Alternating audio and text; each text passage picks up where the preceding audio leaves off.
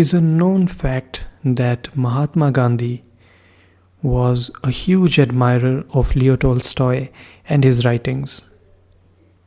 In fact, he had said on many occasions that Tolstoy's writings were a great lesson in human psychology and learning empathy. So that's why it's quite interesting that the passages or the writing that I'm going to read for you today, it's written by Leo Tolstoy and was published by Mahatma Gandhi. It's in the form of a letter which was written in response to an editor from India. And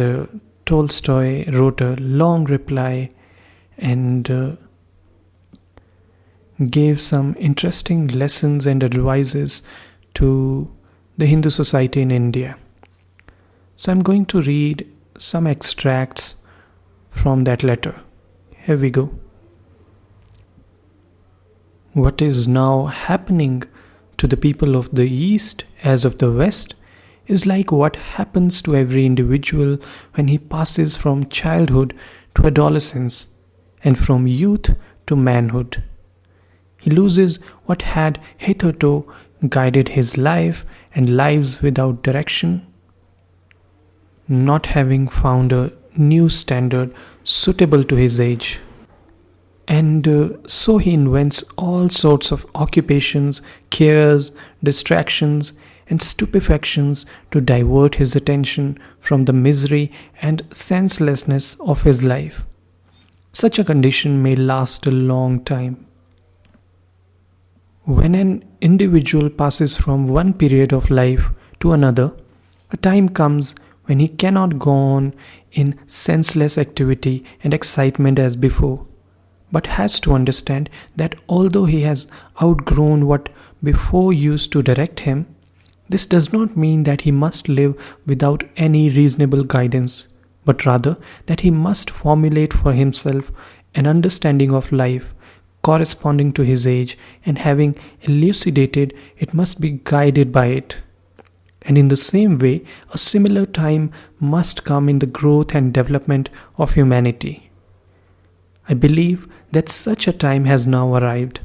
not in the sense that it has come in the year in 1908, but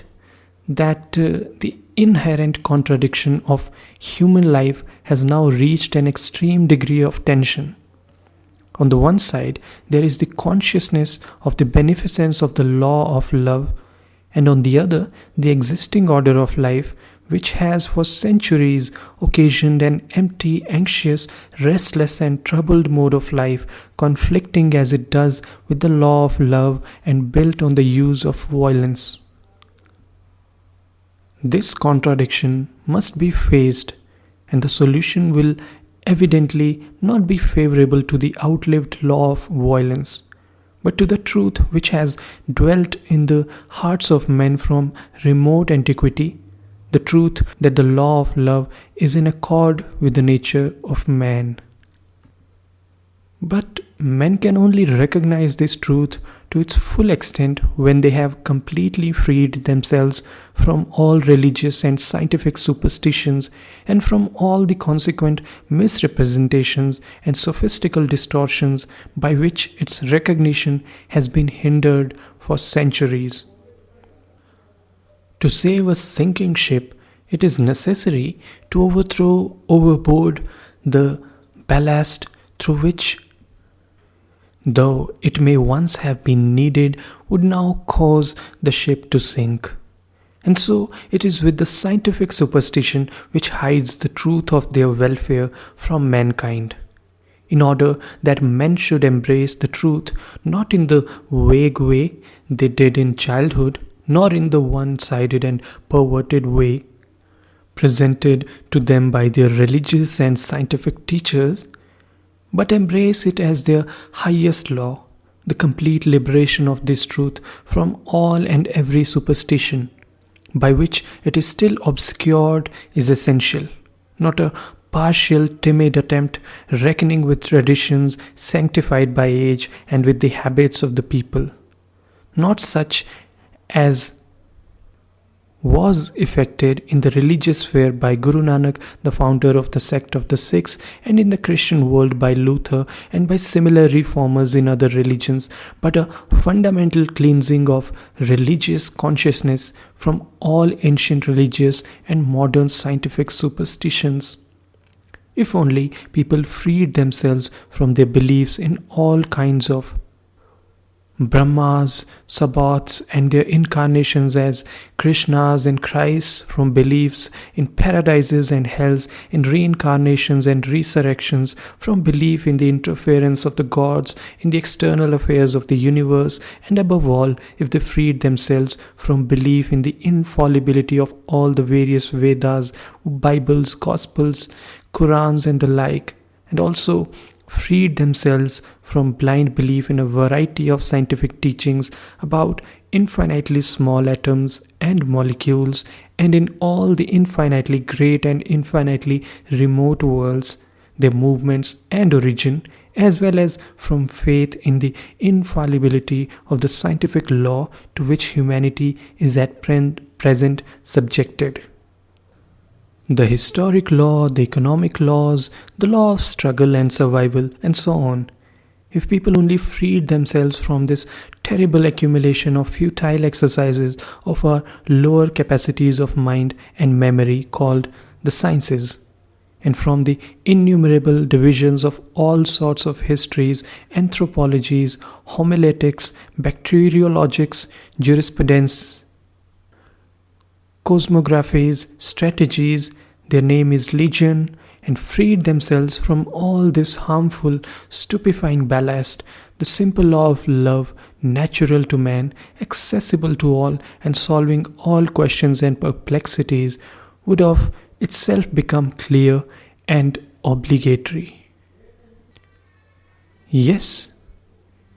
in our time, all these things must be cleared away in order that mankind may escape from self-inflicted calamities that have reached an extreme intensity. Whether an Indian seeks liberation from subjection to the English, or anyone else struggles with an oppressor either of his own nationality or of another,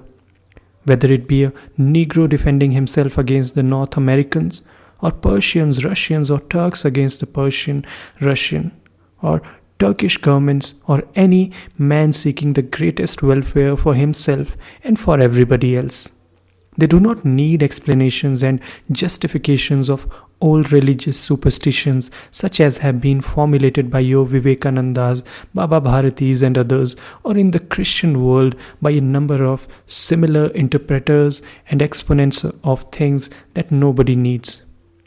nor the innumerable scientific theories about matters not only unnecessary but for the most part harmful.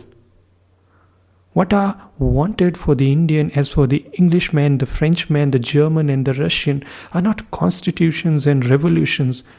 nor all sorts of conferences and congresses, nor the many ingenious devices for submarine navigation and aerial navigation, nor powerful explosives, nor all sorts of conveniences to add to the enjoyment of the rich ruling classes, nor new schools and universities with innumerable faculties of science, nor an augmentation of papers and books, nor gramophones and cinematographs, nor those childish and for the most part corrupt stupidities termed art.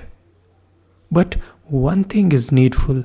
the knowledge of the simple and clear truth, which finds place in every soul that is not stupefied by religious and scientific superstitions. The truth that for our life one law is valid, the law of love, which brings the highest happiness to every individual as well as to all mankind. Free your minds from those overgrown, mountainous imbecility which hinder your recognition of it. And once the truth will emerge from amid the pseudo-religious nonsense that has been smothering it, the indubitable, eternal truth inherent in man, which is one and the same in all the great religions of the world. It will in due time emerge and make its way to general recognition, and the nonsense that has obscured it will disappear of itself. And with it will go the evil from which humanity now suffers.